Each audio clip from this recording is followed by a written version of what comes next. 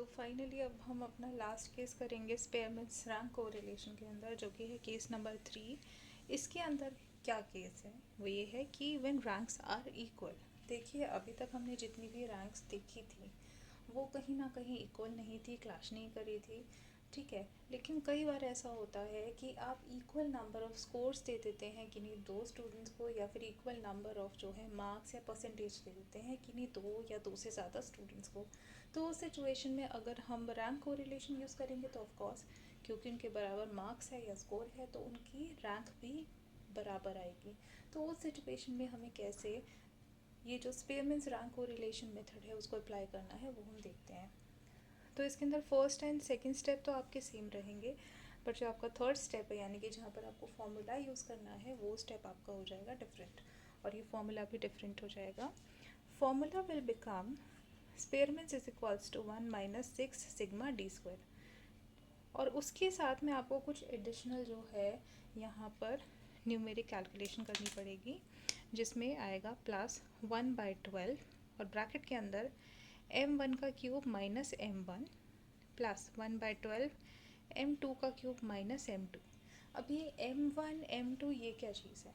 देखिए ये m1 m2 actually वो स्कोर्स या परसेंटेज या फिर नंबर वैल्यूज़ का रैंक है जो कि एक्चुअली कॉमनली आपको मिल रहा है, ठीक है। अब ये क्या है, कैसे निकालना है, ये चीज़ हमें क्वेश्चन करने के बाद ही समझ आएगी, ठीक है। फ़िलहाल आप देख सकते हैं कि ये पूरा फॉर्मूला सेम है, बस इसके अंदर जो ये वाला पोर्शन है ना ये ऐड कर दिया गया। अगर हम इसे इस पोर्शन को एक्सक्लूड करके लिख देंगे तो आपको पुराना फॉर्मूला ही बन जाएगा 1 minus 6 sigma D square divided by N into N square minus 1, right. लेकिन यहाँ पर आपको ये चीज़ ऐड करनी पड़ी क्योंकि यहाँ पर कुछ रैंक्स कॉमन थी और उन कॉमन रैंक्स को यहाँ पर आपने लिखा है। तो ये m1 और m2 है और इनके जो क्यूब है वो बेसिकली आपके वो वाले रैंक्स है जो कि आपने कॉमनली यूज़ किए हैं, ठीक है। अब इसी के लिए क्वेश्चन देख लेते हैं नीचे। यहाँ पर ये क्वेश्चन दे रखा है, इसके अंदर आपको दो सब्जेक्ट्स के मार्क्स दे रखे हैं, स्टार्ट्स के मार्क्स और कॉस्टिंग के मार्क्स, जिसको हमने एक्स एंड वाई से डिनोट किया है। अब आप इन मार्क्स को अच्छे से देखेंगे तो आपको पता चलेगा कि कुछ ऐसे मार्क्स हैं जो कि एक्स की सीरीज़ में जो है दो या दो से ज़्यादा बार अपेयर हो रहे हैं। जैसे कि आपका यहाँ पर 30 जो है आपको दिखेगा, एक नहीं बल्कि दो बार अपीयर हो रहा है। तो ऑफकोर्स इसकी जो रैंक है वो भी आपको जो है कुछ जो है न्यूमेरिक कैलकुलेशन करने के बाद ही वैल्यूएट करनी पड़ेगी। और अगर हम यहाँ पर कॉस्टिंग के मार्क्स की बात करें तो उसके अंदर भी आप देख सकते हैं कि यहाँ पर भी हमारा जो 27 है वो दो बार ही रिपीट हो रहा है, और जो 22 है वो भी दो बार रिपीट हो रहा है, राइट। 27 और 22 दोनों ही दो बार रिपीट हो रहे हैं। तो ऑफकोर्स यहाँ पर इनके जो रैंक्स है, ये जो नंबर है जो बार बार रिपीट हो रहे हैं, इनके रैंक्स के साथ हमें कुछ कैलकुलेशन करना पड़ेगा और उसके बाद इनको रैंक प्रोवाइड करना पड़ेगा। तो चलिए क्या करना है देखते हैं हम। सबसे पहले हम निकालेंगे रैंक 1, ठीक है। और रैंक 1 जो है वो ऑफकोर्स आपकी एक्स की सीरीज़ की रैंक होगी, ठीक है। तो यहाँ लिख देते हैं ऑफ एक्स सीरीज़। तो ये रैंक 1 में हम देखेंगे सबसे बड़ा नंबर कौन सा है, उसको हमने नंबर 1 रैंक करना है। 38 इज़ द बिगेस्ट नंबर। ऐसे ही आप रैंक करते चली जाइए जहाँ तक आपका रैंकिंग सिस्टम बन रहा है। 35 जो है सेकंड बिगेस्ट है, थर्ड बिगेस्ट नंबर है 33, फोर्थ बिगेस्ट नंबर है आपका 30। लेकिन याद रखिए 30 आपका दो बार ही रिपीट हो रहा है। तो उस सिचुएशन में क्या जायज़ होगा कि आप ऊपर वाले 30 को 4 और नीचे वाले 30 को 5 रैंक दे दें? नहीं, बिल्कुल जायज़ नहीं होगा। क्यों? क्योंकि स्कोर तो सेम है, तो आपको इन दोनों को रैंक भी बराबर देनी होगी। लेकिन बच्चे देखिए यहाँ पर क्या हो रहा है कि दो रैंक्स आपको इन दो नंबर को देनी चाहिए थी। अगर इनमें ज़रा सा भी डिफरेंस होता तो हम बड़े नंबर को जो है 4th और छोटे नंबर को 5th रैंक दे देते, बट यहाँ पर दो ऐसे नंबर्स हैं जो कि सेम है। तो उस सिचुएशन में हम क्या करें? देखिए थर्ड के बाद में हमें कौन सी रैंक देनी है? हमें देनी है, मैं यहाँ पर अफर कर देती हूँ थोड़ा सा, थर्ड के बाद में हमें 4th एंड 5th रैंक देनी है, ठीक है। क्योंकि यहाँ पर दो नंबर है यानी कि 30 है जो वो 2 बार रिपेयर हो रहा है, तो यानी कि यहाँ पर 2 रैंक्स का पोटेंशियल है जो कि 4th एंड 5th है। ठीक है, तो यहाँ पर अगर जो बड़ा नंबर होता है उसे 4th रैंक और जो उससे छोटा नंबर होता है उसे 5th रैंक मिल जाती है। लेकिन क्योंकि ये दोनों ही बराबर नंबर है इसलिए हम इन दोनों का ही एवरेज निकाल के जो है इन दोनों को ही रैंक कर देंगे। तो 4 + 5 क्या होता है आपका 9, और 9 को अगर हम 2 से डिवाइड करेंगे तो क्या आ जाएगा हमारे पास में 4.5। तो ये जो 4.5 है आपको ये रैंक इन दोनों ही नंबर्स को देनी है। बहुत ही सिंपल सा कैलकुलेशन है, इसी तरीके से आपको रैंकिंग सिस्टम यहाँ पे देना है। तो अब इससे क्या होगा कि जो 4th रैंक है और 5th रैंक है इन दोनों के बीच का जो नंबर है वो आपने दोनों को ही एज अ रैंक दे दिया। ठीक है, तो इससे ना कोई छोटा हुआ और ना कोई बड़ा हुआ, क्योंकि ऑफ कोर्स इन दोनों के ही जो स्कोर है, जो मार्क्स है, वो इक्वल है। ठीक है, अब सपोज कीजिए अगर यहाँ पे 32 नहीं बल्कि 3 बार अराइज होता और रैंक जो होती है वो 4th 5th एंड 6th होती, तो उस सिचुएशन में आप क्या करते? उस सिचुएशन में आप 4 + 5 + 6 लिख के इन तीनों का एवरेज निकालने के लिए 3 से डिवाइड कर देते, तो ये हो जाता 15 डिवाइडेड बाय 3। तो 15 को अगर हम 3 से डिवाइड करते हैं तो क्या आ जाता है 5, राइट। तो ये 5 को आपने जहाँ जहाँ पर 30 यानी कि 3 × 30 आता है ना, एक यहाँ पर दूसरा यहाँ पर तीसरा सपोज कीजिए 35 की जगह 30 आता, तो इन तीनों के ही सामने आपने 5 जो है रैंक दे देनी थी। ठीक है, तीनों को ही 5th रैंक दे देनी थी।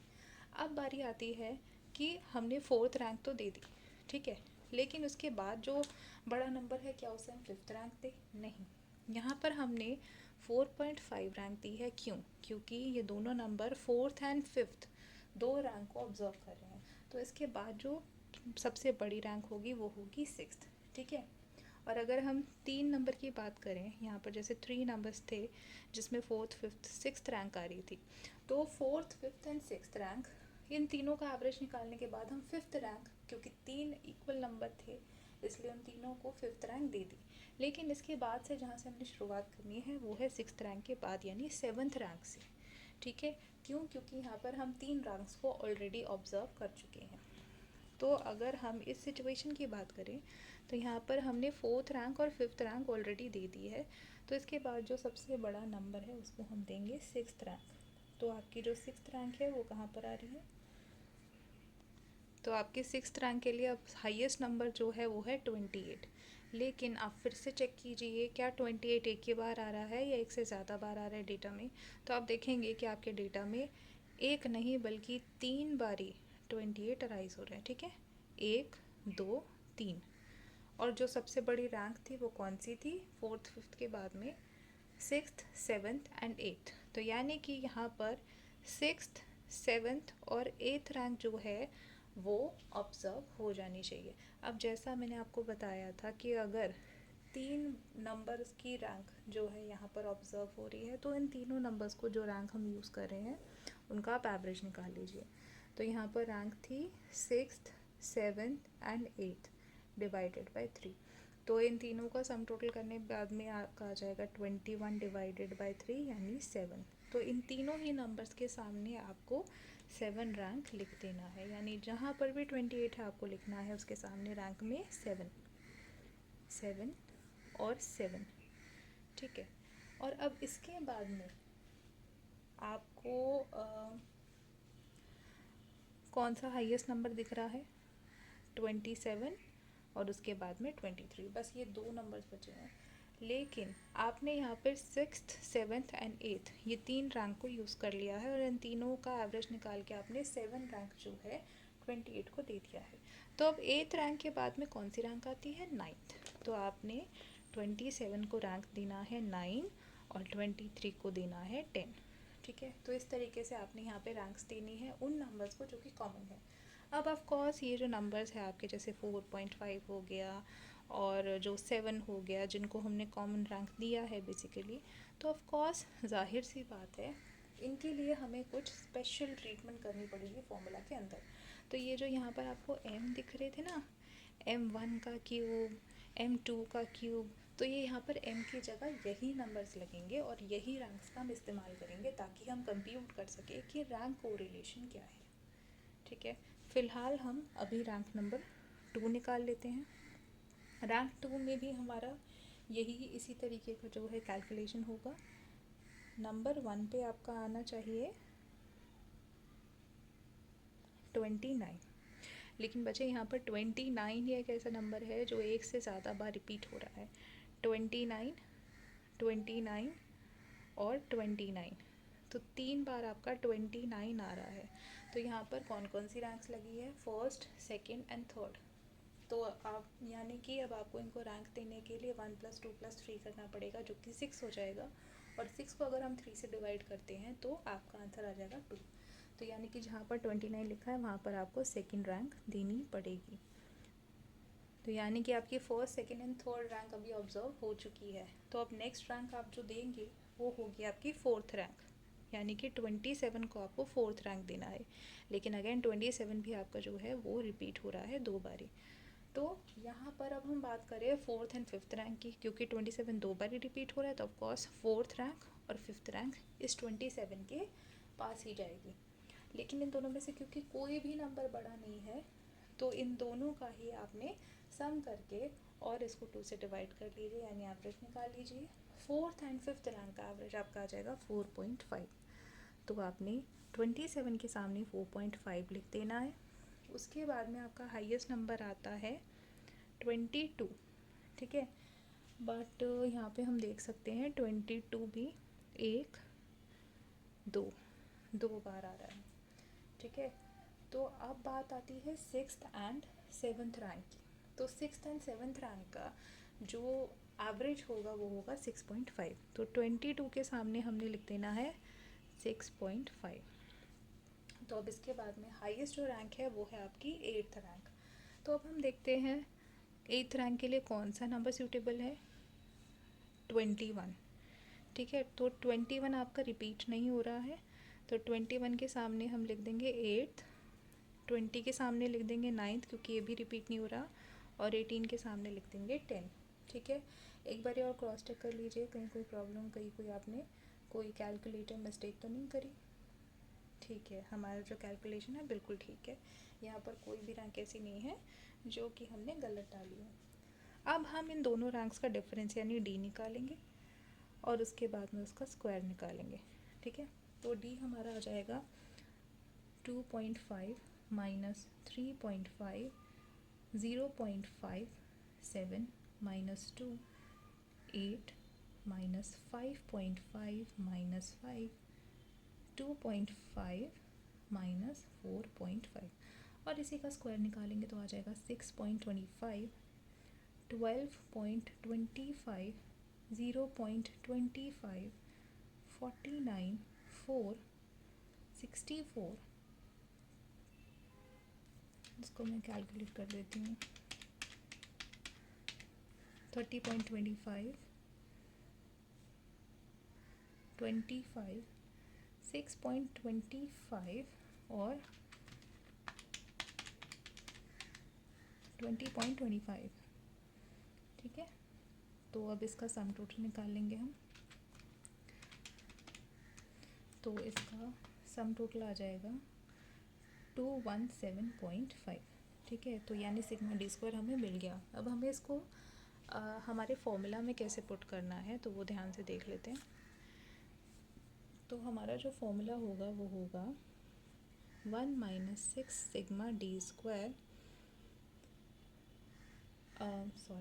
प्लस 1/12 m1 का cube minus m1 plus 1/12 m2 का cube minus m2 and so on, ठीक है। ये हमारा फॉर्मूला होगा और डिनोमिनेटर में आएगा n × n² - 1। तो अब यहाँ पर हमें कैसे इनको जो है पुट करना है वो देखते हैं। सबसे पहले तो हम देख लेंगे कितने सारे नंबर्स हमारे हैं जो रिपीट हुए हैं, और उनको ध्यान से देखने के बाद में फिर उनको हमने पुट करना है डेटा के अंदर। तो ये जो आपने कॉमन रैंक्स दी थी ना, इन्हीं को आपने यहाँ पर m की जगह पर लिखना है। तो आपका जो फॉर्मूला है उसमें अगर हम पुट करेंगे सभी चीज़ों को तो वो बन जाएगा 1 - 6 मल्टीप्लाई बाय 217.5 प्लस 1/12 2 का क्यूब माइनस 2 प्लस 1/12, 3 का क्यूब माइनस 3 प्लस 1/12, 3 का क्यूब माइनस 3 प्लस 1/12, 2 का क्यूब माइनस 2 प्लस 1/12, 2 का क्यूब माइनस 2। ठीक है, तो यानी कि यहाँ पर हमने रैंक्स नहीं लिखी है, हमने बस वो कितनी बार जो नंबर है रिपीट हो रहे हैं उनको m की जगह लिया है। ठीक है, अब देखिए जो सबसे पहला नंबर हमने देखा था वो आपका जो है 2 बार रिपीट हो रहा था, दूसरा नंबर 3 बार रिपीट हो रहा था, है ना। 4.5 जो है वो 2 बार रिपीट हो रहा था, ये वाला नंबर जो 27 है वो 3 बार रिपीट हो रहा था, 28 सॉरी। और ऐसे ही यहाँ पर जब हमने रैंक 2 निकाली तो उस समय पे 29 आपका 3 बार रिपीट हो रहा था, 27 आपका 2 बार रिपीट हो रहा था और 22 भी आपका 2 बार रिपीट हो रहा था। तो आपने सिर्फ ये नंबर जो ये नंबर ऑफ रेपिटेशंस है उनको लिखना है यहाँ पर m की जगह। ठीक है, आपने इन नंबर्स को नहीं लिखना, 4.5 6.5 इनको नहीं लिखना क्योंकि आप ऑलरेडी इनको रैंक दे चुके हो। ठीक है, तो यहाँ पर अब यहाँ पर हमने न्यूमरेटर लिख दिया, अब लिख देते डिनोमिनेटर। डिनोमिनेटर में ये 10 नंबर्स हैं तो 10 इंटू 10 स्क्वायर माइनस 1 ये हमारा आगे का कैलकुलेशन हो जाएगा। तो अब यहाँ पर हम इसको कैलकुलेट करते हैं थोड़ा सा। 1 माइनस 6 इंटू, अब ये 217.5 आ जाएगा। उसके बाद हम देखते हैं कि क्या आएगा। सो 2 का क्यूब क्या आ जाएगा, 8 माइनस 2, तो ये आ जाएगा 6 डिवाइडेड बाय 12, तो ये आ जाएगा 0.5। ठीक है, यहाँ पर हमने 2 का क्यूब निकाला सबसे पहले, वैसे सबको पता है क्या होता है लेकिन मैं फिर भी आपको निकाल के दिखा रही हूँ। ठीक है, तो ये 8 आ गया, 8 माइनस 2 डिवाइडेड बाय 12, तो ये आपका 0.5 आ गया। तो आपने प्लस करना है 0.5, ये जो पहला आपका ये एडिशन है इसके लिए। अब दूसरा एडिशन लेते हैं यहाँ पर 3 का क्यूब, तो 3 का क्यूब आ जाता है आपका 27, 3 3 9 9 3 27। ठीक है, इसको 3 से सब्ट्रैक्ट करना है, आ गया 24, 24 को 12 से डिवाइड करना है तो ये आ जाएगा 2, तो यहाँ प्लस 2 आ जाएगा। प्लस अब यहाँ पर भी वही सेम चीज़ आ जाएगी 2 प्लस, अब यहाँ पर भी सेम चीज़ आ जाएगी 0.5 प्लस, यहाँ पर भी सेम चीज़ 0.5। ठीक है, और डिनोमिनेटर में आ जाएगा ये आपका 10 इंटू 99, तो ये आपका सॉल्यूशन आ जाएगा यहाँ पर 1 माइनस 6 इंटू 217.5 प्लस। अब इनको आप ऐड कर लीजिए, 2 plus 2 plus 0.5 plus 0.5 plus 0.5, so it will give you 5.5। तो 5.5 को आपने प्लस किया 217.5 से और इसको 223 आ गया, मल्टीप्लाई कर दिया 6 से, तो ये 1338 आ गया।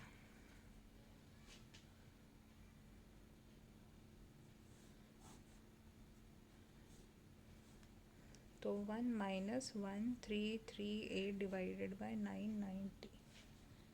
ठीक है,